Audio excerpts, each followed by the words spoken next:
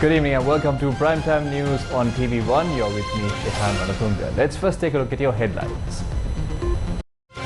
News First headlines. Main sponsor. Valuable Finance, best finance company.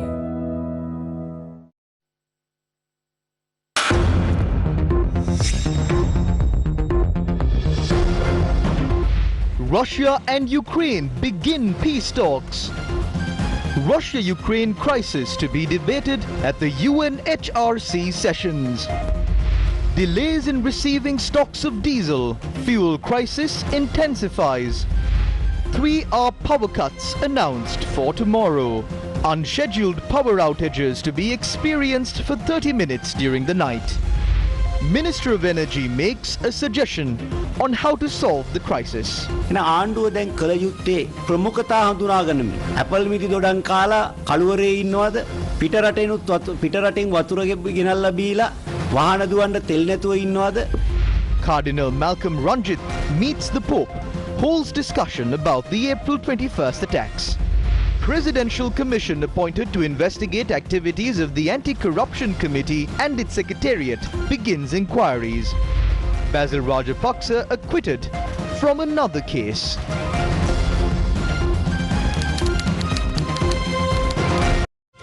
News First headlines. Main sponsor. Valuable Finance, best finance company.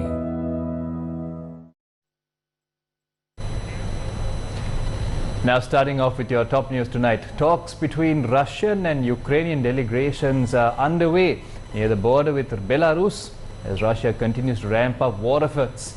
Ukraine has asked to urgently join the European Union and demanded Russian troops withdraw from the country.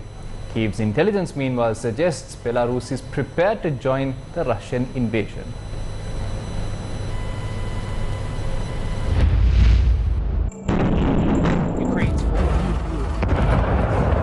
Kyiv's defense ministry claims that more than 5,000 Russian soldiers have been killed in the first 4 days of fighting in Ukraine.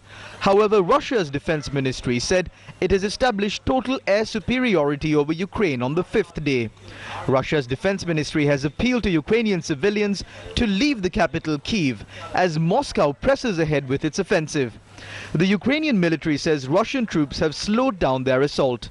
Secretary General Jens Stoltenberg says NATO member states are stepping up their support for Ukraine by providing Kyiv with air defense missiles and anti-tank weapons.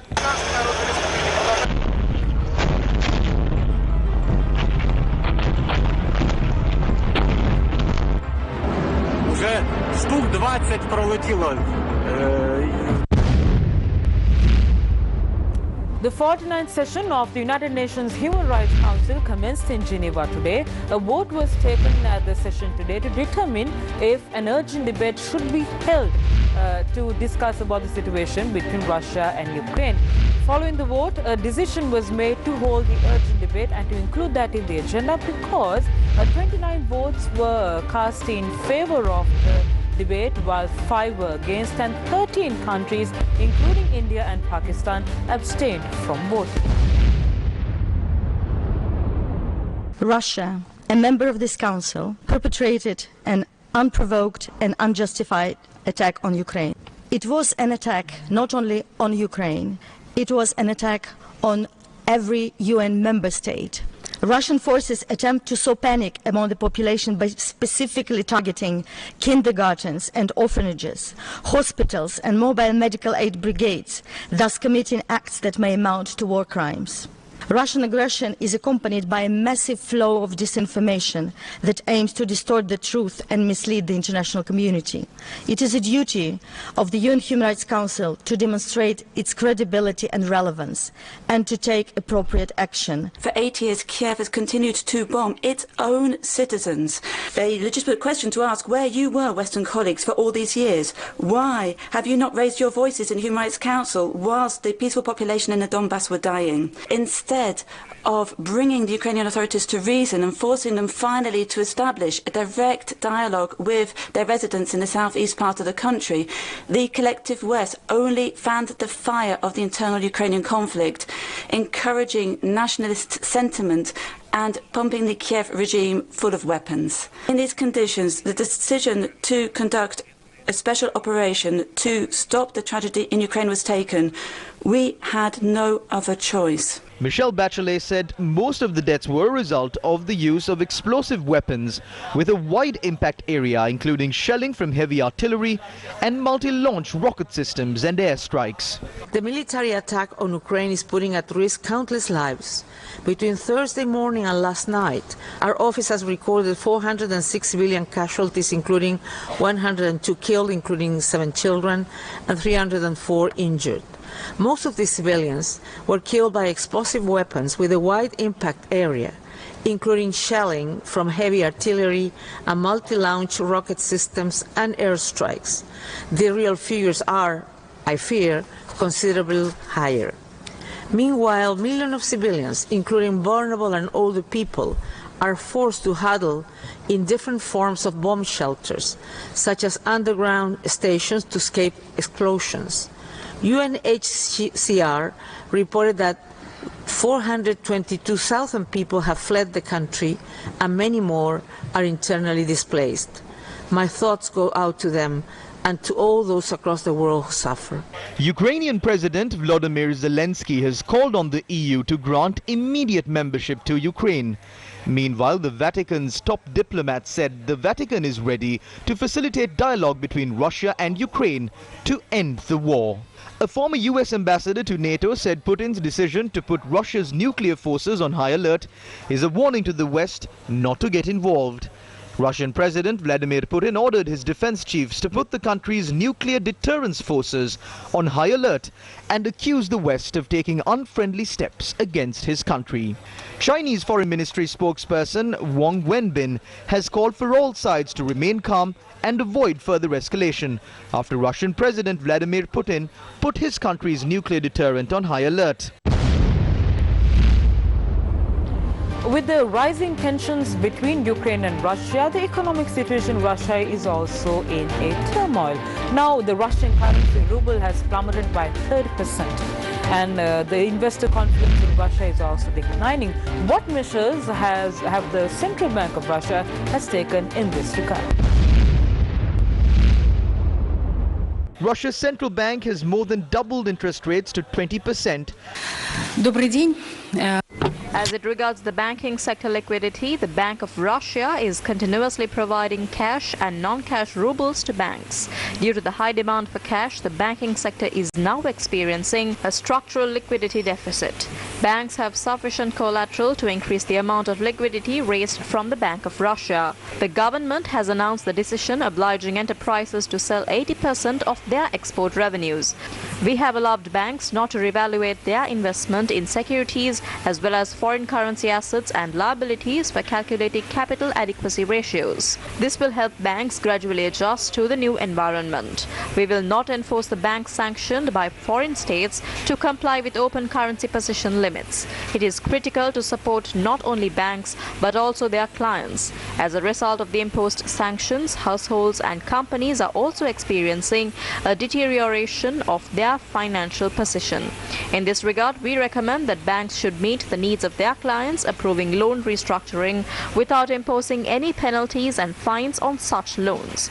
If a borrower is facing hardships with a loan at a floating rate and the bank is ready to restructure such a loan, we are also prepared to grant regulatory easing for provisions. All banks are fulfilling and will continue to fulfill all obligations to their clients. We have granted regulatory easing to insurers and professional securities for market participants. We have been developing the domestic financial infrastructure.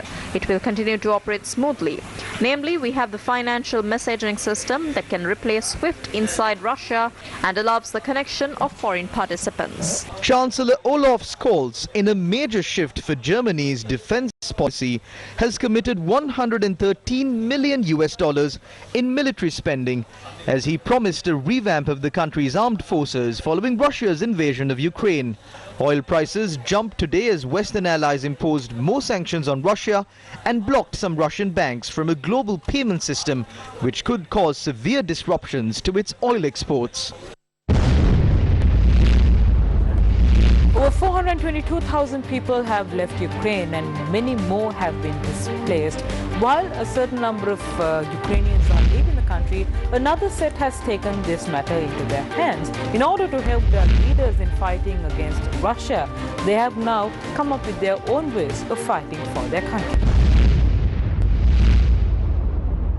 Many Ukrainian civilians have organized themselves to defend their neighborhoods against Russian forces. Newsfirst received footage of teachers, professionals and other ordinary citizens in Ukraine working to prepare Molotov cocktails and other weapons.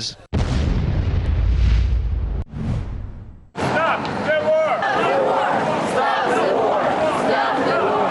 A group of Ukrainian nationals who are in Sri Lanka staged a protest opposite the Russian embassy in Colombo against the Russian invasion on Ukraine. My people are currently in Ukraine, are being killed by Russian invaders. I can't contact my dad, like he has been silent for 5 hours. I can't contact my friends. They are hiding from bombing.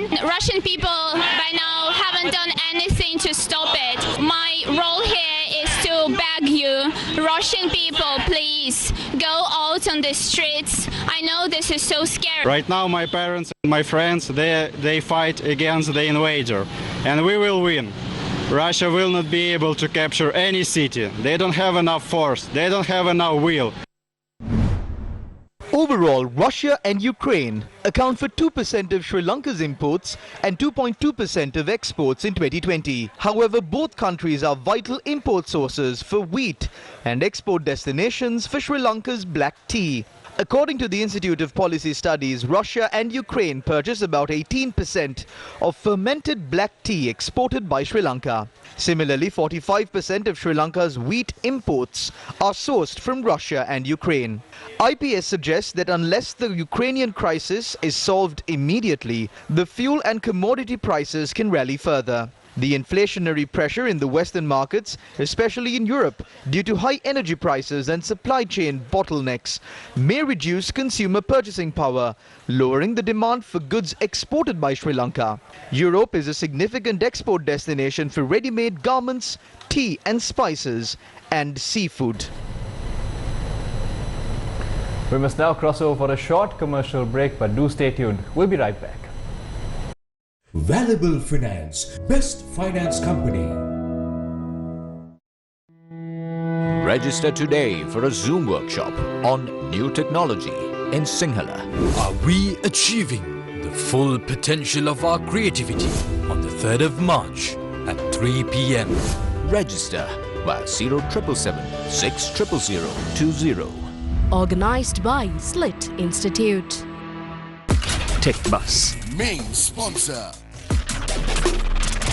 Slit Knowledge University. Challenging convention and redefining education. Welcome back to your primetime news on TV1. The Ministry of Energy says that the vessel due to transport diesel into the country will be delayed by 2 days. Although the vessel was due to arrive in Sri Lanka as scheduled, certain delays have been experienced when loading fuel onto the vessel. Now, following such delays, a severe dearth of diesel in the country has arisen, compounding the fuel crisis. Public transport stalled. Many private buses that had travelled to Colombo today were seen opposite filling stations to pump diesel. Our cameras captured such scenes in Dematagoda this morning. තත්ත්වයේදී බොහොම භයානකයි පේනවා දුක් විඳ හැටි රැයට දවල්ට යනවා එහෙම පොළු මින්නවා ඊට පස්සේ මේ ඉන්දියා ගන්න කරන්න නැහැ අයිට මෙහෙ එනවා මේ පොළු වින්නවා දිල ගහගෙන යනවා මේවා අපේ තියෙන මිනිසුන්ගේ දුර්වලතා ඒකයි කියන්න දෙන්නේ මේකේ දෙල් ටිකක් ගන්න පොළු මින්නවා ඒකත් මැදින් බලන්න මෙතන කිසි පාලනයක් කරන්න නැහැ එකෙක්වත් රජෙත් එහෙමයි ඔක්කොම එහෙමයි. Buses were also seen opposite filling stations in the Ratnapura town.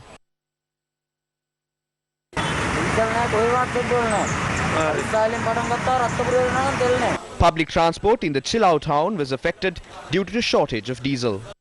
Bus ගෙදර බස් 4ක් ගෙදර අද. මේක මොකද්ද මේකේ තේරුම කියලා එක තමයි අපි අහන්නේ පොඩ්ඩක්. Private buses were parked by the roadside in Mathura today owing to the diesel shortage. Diesel නැහැ දැන් අද ගියොත් මග හිතීද විතර මේ ඩිපෝෙන් ඩීසල් 50 දෙන්නකෝ ඒ 50 දාගෙන ආය යනවා අවශ්‍ය දුවන් ඩීසල් නැහැ නෑ අපි දැන් පොලිමේ ඉඳලා තමයි ආවේ අද මේක අතුඩවත් දාලා ගහ ගන්න පොඩ්ඩක් බලන්න. Farmers in limbo once more. Farmers who cultivated their fields despite numerous hardships owing to the fertilizer shortage are now unable to reap their harvests owing to the shortage of fuel. Farmers do not have diesel to operate machines used to harvest crops. These are farmers from the fields of Potan Kattu. මේ ආයේ 1200ක් විතර තියෙනවා දැනට වැඩ කරන්නේ මේ machine එකේ විතරයි ඒගොල්ලෝ ගෙනාපු තෙල් පොඩ්ඩක් තිබිලා නැත්තම් ඒකත් නෑ මේ ඒක හදත් දැන් නතර වෙලා තියෙන්නේ තෙල් නැතුව. යාය අපි මැෂින් එකේ විතරයි වැඩ කරන්නේ. හේතුව ඩීසල් නැති හින්දා. උගතර කරන්නේ වෙන කොහොමත් මැෂින් එක වැඩ නැහැ. Paddy harvesting machines were stationed along the Kantale-Serunuwara main road since diesel was unavailable to operate them. The shortage of diesel has severely affected farmers in Hurulueva, in Galindbindunueva as well. Diesel පස්සේ තියෙන්නේ ගාවේ දිකටම අපි රූප diesel තමයි ගහලා වැඩ කරේ. දැන්ටත් මේ machine එක නතර වෙලා තියෙන්නේ ඩීසල් නැති හින්දා. දැන් මේ වෙලාවේ කපා ගන්න බැරිනොත් පස්සේ වැස්ස එනවා. වැස්ස ආපුවම කිසි දෙයක් කරගන්න බෑ. මේ ඩීසල් ප්‍රශ්නේ තදේටම බලපාන තියෙනවා. දෙක තුන දැන් දවස් දෙකක් කපනවා. දැන් තව පොඩ්ඩක් වෙලාවට ආයෙත් මැෂින් එක නතර වෙනවා. ඊට පස්සේ ඉතින් මැෂින් එකේ අයිතිකාරයා කියනවා රෑ එකට තෙල් එනවලු කියලා. එකට ආපුවම ආයෙ හෙට කපමු කියලා කියනවා. ඉතින් ඔහොම කපන්න ගිහම මේ වෙල්ලේ ආයෙ මාසයක් විතර කපන්න වෙයි. The fruit and vegetable market is currently feeling the ill effects of the fuel crisis as well. Lorries that transport vegetables and fruits to economic centres are unable to operate since there is no diesel. තව කෑලි එහෙම දැන් දී ගන්න බෑ වෙලඳු කවුරුත් එන්නේ නැහැ වෙනදා මීකොට වල හැම පැත්තෙම ලොරි එනවා ඒකට දැන් ඒකට අපි කතා කරලා බලනකොට මේ එන්න විදියක් නැහැ ඩීසල් නැහැ කියලා මගේ ඉන්නේ තේරෙමු තියලා දෙනාම ගොයියෝ මේක පෝර නැතුව බෙහෙත් නැතුව අමාරුවෙන් තමයි කරලා මෙතන ගෙනලා තියෙන්නේ එදා ඒක අලෙවි කර ගන්න විදියක් නැහැ 150කින් විතර මිල බහැලා තියෙන්නේ. Boats remain stationary on shore. The filling station at the Dodamdua Fisheries harbour in Galle had run out of fuel yesterday. As a result, fishermen in the area were unable to set out to sea. දීවර යාත්‍රා 400ක් පමණ මෙතන තියෙනවා. ඊයේ දීවර යාත්‍රා 20කට 30කට බලන මුහුද යන්න බැරි වුණා මේ රැකියාව කරන්න. ඊයේ වෙනකොට තෙල් ටික ඉවරයි. නෑ දැන් රස්සා යන්න විදියක් නෑ. අද උදේ ගියා බැරල්ලයක් ඉවරයි. මාළුත් නෑ. මොනව කරන්නද මන් දන්නේ නෑ. අපි ඉල්ලන්නේ මේ ආණ්ඩුවෙන් අපිට මේ තෙල් ටික කීයට ගියත් කමක් නෑ. තෙල් ටික දීලා අපිට නිසි වෙලාවට කරන්ට් එක දෙන්නේ කියලා අපිට රස්සා කරන්න පුළුවන් විදියට. General public in distress. වඩුපල්ලි කියලා එකක් ඉන්නේ. ඔව්. දෙල්ල දුන්නේ කට්ටිය. දෙල්ල නැහැ හැමදාම නැහැ කියලා. ඔව්. මේකෙත් ඇත්තිලා දෙල්ල. මේකෙත් දෙල්ල. ඒ බාක් ඊයර කොහෙද හිටියේ? හා? අර පිල්ලවල තමයි හිටියේ කට්ටිය. අද ඊයර යන්න ඉතින් නැහැ. අපි ඉන්නේ රෑ 10 ඉඳලා. රෑ 10 ඉඳලා මෙතන ඉන්නේ. මේ පොඩි ළමයි එතකොට. මේ ළමයින්ට ඉතින් කාර්ය ඉදි කරගෙන හිටියා. Preferential treatment to some. A tense situation was reported from the cooperative filling station in Kurunagala this morning after people alleged that a certain group was given prominence when issuing fuel.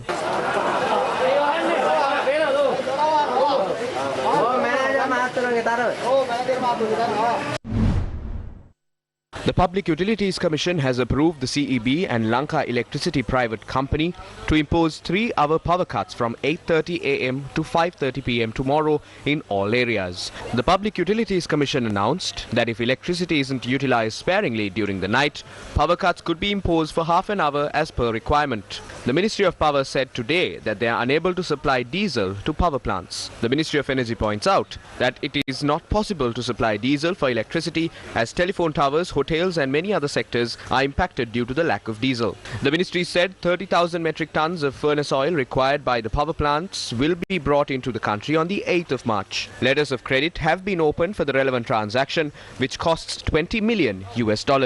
According to the CEB, the prevailing energy crisis will not be solved even if furnace oil is received instead of diesel. The CEB points out that diesel is required for the Kalanitissa, GT7, Matugama, Tulhiria and Sojit's power plants. The capacity of these power plants stands at 349 megawatts. The CEB also stated that the Keravalapitia West Coast power plant can be operated using furnace oil instead of diesel. The barge-mounted power plant at the Colombo port and the Kalanitissa power plant are currently not in operation. How can the energy crisis be solved? It is not an electricity crisis or a fuel crisis that is in the country at present. We are facing a foreign reserves crisis. Warnings of this crisis were given throughout the year. Now that nightmare has become a reality. $21 billion has been spent on imports, out of which $2.8 billion have been spent on importing fuel. If we manage our expenditure properly, we can ensure a continuous supply of fuel. The government must identify the priorities and decide whether to stay in the dark and let vehicles run out of fuel, or to prioritize purchasing essential goods like medicine and fuel when spending foreign reserves. Since that is happening, you can see imported oranges, apples and honey, but you can't see medicine. Even at this moment, fuel tankers are docked at the port.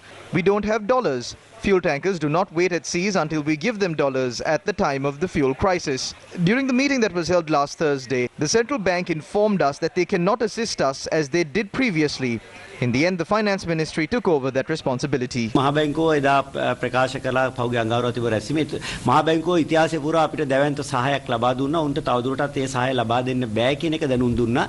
යන ඒ වාක්‍ය මුදල් අමාත්‍යාංශය තමයි අවසානයේදී බාරගත්තේ. Is this responsible behavior? Should the Minister of Energy tell the people that the country does not have dollars and does not have fuel?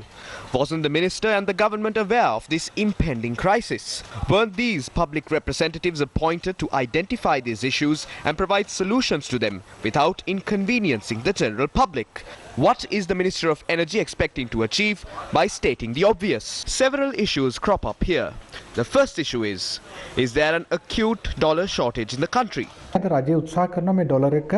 The government is trying to control this dollar rate. According to the central bank, the exchange rate for the dollar is 203 rupees. If you go to a bank, it is 213 rupees. But we know that in the black market today, a dollar can be sold at 260 or even 200. Why do authorities seem to be continuing with the same state of affairs? There is a reason. Do you remember that Sri Lanka repaid $500 million worth of sovereign bonds? When there is an economic crisis in a country, the value of sovereign bonds in the international market reduces drastically. When we pay back the $500 million amidst many hardships, the profit made by investors is extremely large. Economic specialists pointed out this matter on multiple occasions. Nevertheless, Sri Lanka repaid $500 million which could have otherwise been utilized to purchase fuel and medicine. Sri Lanka is scheduled to repay a $1 billion sovereign bond in June this year as well.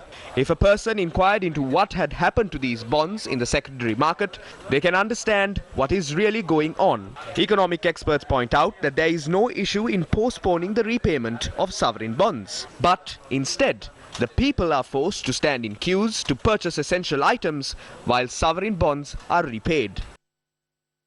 In light of this situation, what will happen owing to the current fuel crisis? If one focuses on the cabinet decisions made on the 26th of October last year, they said that the long-term tender to supply fuel from January 2022 to August was awarded to a company named Vitol. The advantage in awarding a long-term tender is that there is a grace period of around 30, 90 or even 180 days for the payment to be made. In the meantime, on the 27th of December last year, the Minister of Energy informed the cabinet that since Sri Lanka has been downgraded deeply in the international market, no one is bidding for long-term tenders. While saying that, the minister requested for a blanket approval to make the necessary payments when vessels arrive. Sri Lanka also did not receive a single drop of fuel from the tender that was awarded to the Nigerian company. Now, plans have been announced to purchase a small stock of fuel from a company stationed in Cyprus through an unsolicited bid. The country does not have crude oil. Refineries are not operating at full capacity, and Sri Lanka does not have refined fuel.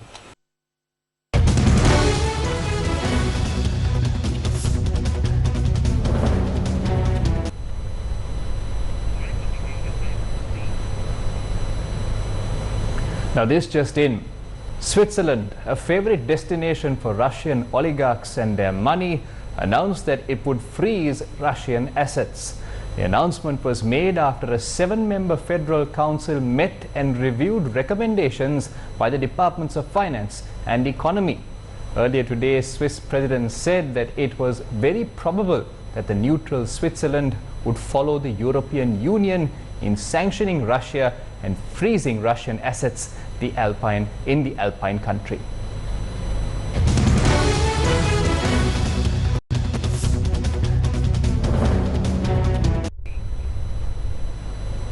Now, in other news, Archbishop of Colombo, His Eminence Malcolm Cardinal Ranjit, has met His Holiness Pope Francis in the Vatican today. The Bishop's house in a statement said that His Eminence will brief His Holiness on the failure of Sri Lanka's part to reveal the truth behind the 2019 Easter Sunday attacks, the struggle by the Catholic community in Sri Lanka, and the measures adopted to seek justice for the victims.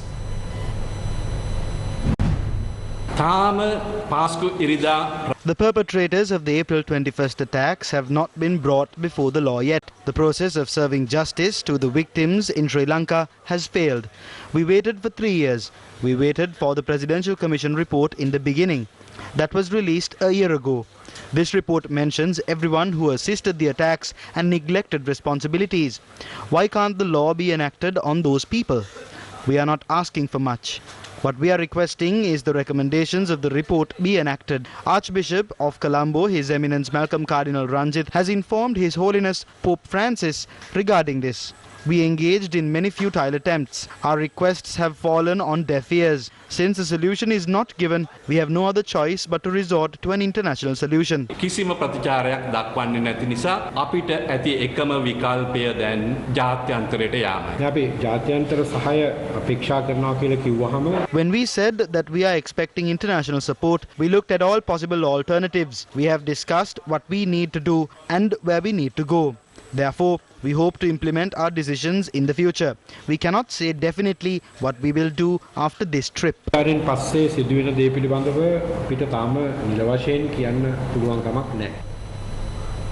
The Special Presidential Commission of Inquiry appointed to investigate and report on the activities of the Anti-Corruption Committee and its Secretariat, which were active during the good governance regime, and to make appropriate recommendations, commenced examining evidence at the BMICH today. Supreme Court judges Dhammika Jayawardena, Kema Kumudini Wickramasinghe and Court of Appeal Judge Shashi Mahendran are members of this commission. Those who were summoned to testify were asked to appear before the commission today. Accordingly, parliamentarians Field Marshal Sarath Fonseca, Dr. Rajitha Senaratne and Partli Champika Ranawaka appeared before the commission today.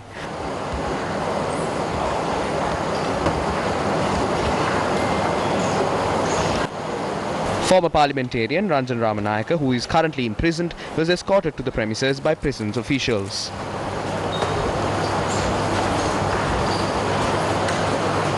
Former IGPs Pujit Jayasundara and N.K. Ilankon, as well as former director of the CID Shania Besekara, will also testify before the commission. Former Prime Minister Ranil Wickramasinghe and leader of the Jatika Janabalawegaya Anrukumara Disanayaka appeared before the commission today as well.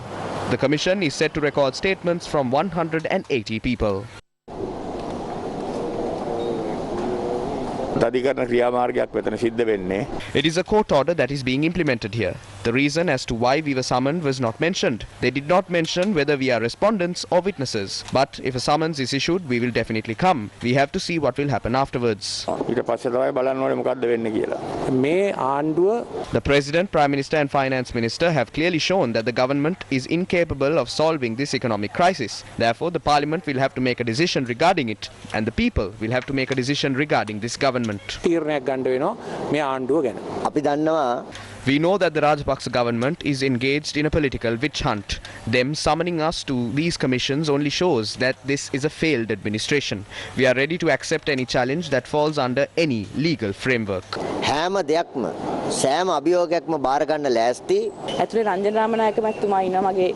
Ranjan Ramanayaka is inside. He requested me to inform the media that he will not apologize to anyone.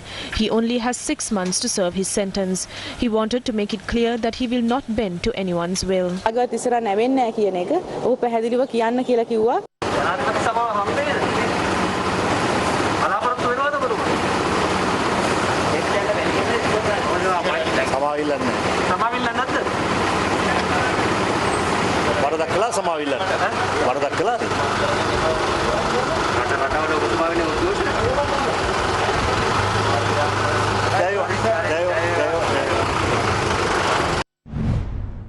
Finance Minister Basil Rajapaksa was acquitted and released from yet another court case today by the Kadwela Magistrates Court.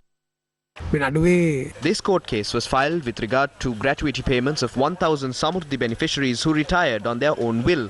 After the Attorney General's Department examined the case, it recommended Basil Rajapaksa be acquitted and released, citing that it cannot be pursued.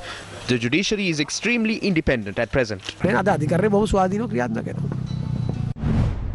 Leader of the Jatika Jana Balawegaya, Anurakumara Disanayaka, expressed the following views during a meeting in Ambilipitia. Common laws that we must abide by must apply to everyone. Today there is a separate law for the rich and powerful, while another is in place for the poor and weak. We can predict the verdict of the court case by simply looking at the defendant. What is the point of the justice system when that happens? When the court case belongs to Basil, he is acquitted and released. The citizens now have their reservations. The verdict of the hearing can be predicted depending on who the defendant is.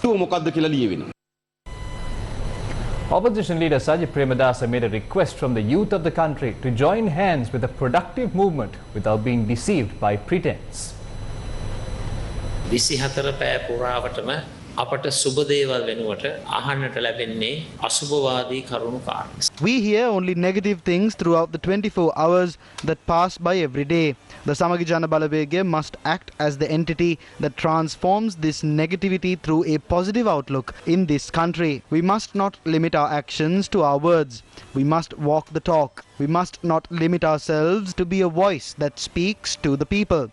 We must not manipulate the media and try to mislead the public during this difficult time, especially the youth of this nation. There is an opinion that this country needs a new set of leaders, but these so-called leaders are not new. The people demand a change that works, a group of leaders that thinks out of the box. Don't wait until you establish a government to serve the people. Not only do we have internal issues within our country, but we are also facing great uncertainty in the international community. Sri Lanka can only come out of this mess if we implement a governing system that is founded upon knowledge and scientific decision making. ඒ හැමදේම තුළ ශ්‍රී ලංකාවට ගොඩ එන්නට පුළුවන්. දැනුම මත කේන්ද්‍රගත වූ විද්‍යාව මත කේන්ද්‍රගත වූ රාජ්‍ය පාලනයක් තුළ. The opposition leader made these remarks during a Samagi Taruna Balawegaya meeting in Galle today. The Samagi Jana Balawegaya expressed views on the fuel and power crisis in the country. The president has said neither he nor his cabinet of ministers will bear responsibility for the prevailing crises in the country. Even a child in this country is only able to see the light of prosperity through a lamp today. The president and his cabinet of ministers' poor financial management is the reason for the loss of revenue and depleting foreign reserves in the country. The president visited Milko recently. The president said that milk must be sold at 100 rupees. It is currently sold at 105 rupees. What kind of a president is this? We are forced to use lamps instead of electricity once again. We are using makeshift stoves instead of gas cookers, bicycles instead of motorbikes, and carts instead of lorries. If the people fail to understand the seriousness of this issue, we will have to face repercussions. The 55th session of the Intergovernmental Panel on Climate Change and the 12th session of the Working Group 2 was conducted today.